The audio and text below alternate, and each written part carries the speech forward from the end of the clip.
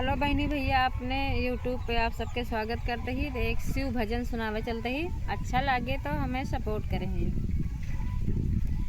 भोला ले हे चला हम काया पानी नगरी, भोला ले हे चला हम काया पानी नगरी, अपनी नगरी हो अपनी नगरी, भोला ले हे चला हम काया पानी नगरी। अंगना बाटोरे भैया डेहरी बाटोरे बे, अंगना बाटोरे भैया डेहरी बाटोरे बे, और बटोर भाई कैलाश